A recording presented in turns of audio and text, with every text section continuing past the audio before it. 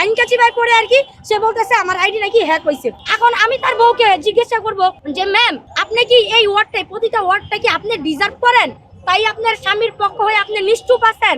আর আপনি যদি ডিজার্ভ না করেন তাহলে আপনার স্বামীর বিরুদ্ধে আপনিও প্রতিবাদ জানান। এটা সবাই কিভাবে দেখছে আমি জানি না, কিন্তু আমি মনে করতেছি এটা ইচ্ছাকৃত।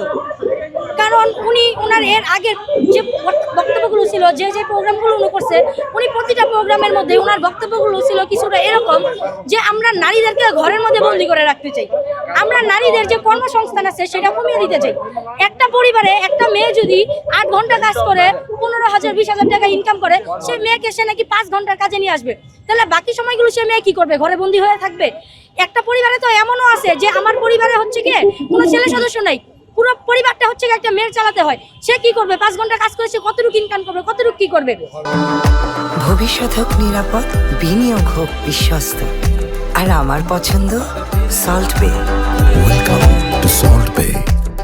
তো আমিরের এরকম টাইপের যে বক্তব্যগুলো ছিল, সেই বক্তব্যগুলো যদি আমরা সবকিছু আগেরগুলো পর্যালোচনা করি তাহলে বলা যায় যে ওনার গতকাল রাতে ওনার যে স্ট্যাটাসটা ছিল সেটা সম্পূর্ণ ইচ্ছাকৃতভাবে, কিন্তু ইচ্ছাকৃতভাবে হওয়ার পরে যখন উনি বুঝতে পারলো যে ওনার ওই বক্তব্যের ধরন বর্তমান যে আমাদের সমাজের মেয়েরা আছে তারা সকলে ওনার যে ভবিষ্যৎ উনি মেয়েদেরকে কোন পর্যায়ে নিয়ে যাবে এগুলো বুঝে গেছে, ধরতে পেরেছে, তাই সে তখন মাইনকাচি ভাই পড়ে আর কি সে বলতেছে আমার আইডি নাকি হ্যাক হয়েছে। উনি নিজের দলকে এত বড় একটা দল মানে ঘোষণা করেন সব সময়, তাহলে আমার কথা ওনার কাছে যে এত বড় দলের উনি একজন প্রধান আমির, উনি যদি নিজের স্ট্যাটাস এরপর নিজের আইডি সোশ্যাল মিডিয়া এইসব এখন যদি উনি সেভ করতে না পারে, উনি বাংলাদেশের জনতাকে ভবিষ্যতে কিভাবে নিরাপদ রাখবে? এইটা আমার কাছে প্রশ্ন। আমার দ্বিতীয় প্রশ্ন আমিরের ওয়াইফের কাছে। আমিরের ওয়াইফও তো একজন নারী, উনি তো নারী বাদে কোনো পুরুষের উপর দিয়ে পুরুষ নয়, তাই না? উনি তো কোনো আমি যতটুকু শুনেছি উনি নাকি একজন ডক্টর। এখন আমার কথা এই যে আমিরের বউ নিজে একজন ডক্টর, আমির যে এভাবে বললো কর্মসংস্থানের মেয়েরা নাকি পতিতাবৃত্তির রূপ, তাহলে তো আমার মনে হয় এই কথাটা ওনার বড় রাখা দরকার। এখন আমি তার বউকে জিজ্ঞাসা করব যে মানে ম্যাম বলে সম্বোধন করি যে ম্যাম আপনি কি এই ওয়ার্ডটাই প্রতিটা ওয়ার্ডটা কি আপনি ডিজার্ভ করেন, তাই আপনার স্বামীর পক্ষ হয়ে আপনি নিশ্চুপ আছেন? আর আপনি যদি ডিজার্ভ না করেন তাহলে আপনার স্বামীর বিরুদ্ধে আপনিও প্রতিবাদ জানান, এইটা আমি বলতে চাই।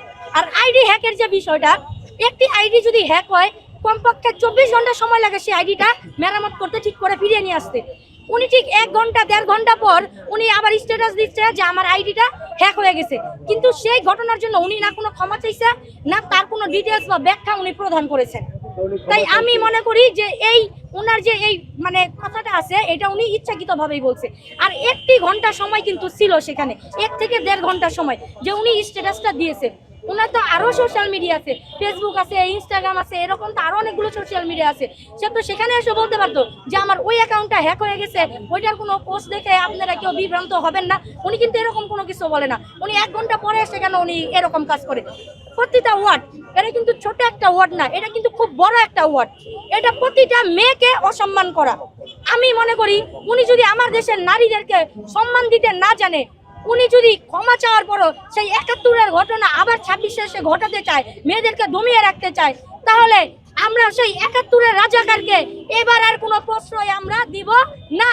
উনি 71-এ যে মুক্তিযুদ্ধের বিরোধিতা করে উনি সকলের কাছে ক্ষমা চেয়ে রাজনৈতিক দল গঠন করে উনি নির্বাচনে অংশ নিয়েছেন, আমরা এটাকে সর্বসাধ্য চেষ্টা করে পণ্ড করে আমরা তার এই নারীদের উপর যে তার বিদ্বেষ রয়েছে এটা আমরা প্রমাণ করে তাকে আমরা এ দেশের রাজনীতি থেকে আমরা তাকে ইস্তিফা দিতে বাধ্য করব। কারণ আমরা এমন কোন রাজনৈতিক নেতা চাই না যে ধর্মের আলোকে বিভিন্ন বাহানা দিয়ে নারীদেরকে অসম্মান করে, নারীদেরকে পতিতা বলে এইসব বাজে বাজে ওয়ার্ড সম্বোধন করে।